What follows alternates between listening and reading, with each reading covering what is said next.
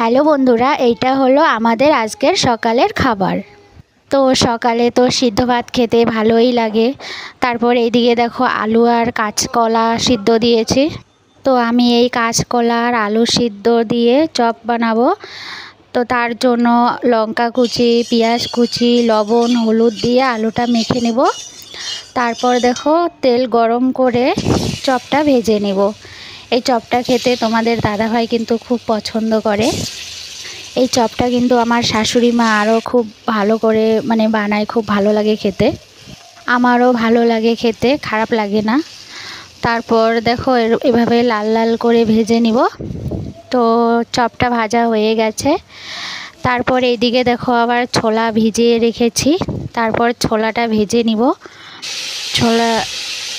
ছোলাটাকে আমি লবণ, হলুদ, তারপর পেঁয়াজ কুচি, কাঁচা মরিচ দিয়েই ভেজে নিব।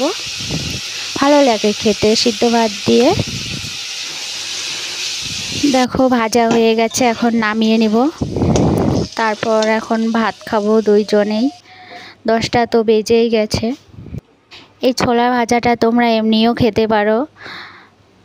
তারপর দেখো তোমাদের দাদাভাইয়ের ভাত সাজিয়ে দিলাম। তোমাদের দাদাভাইকে দিব এখন।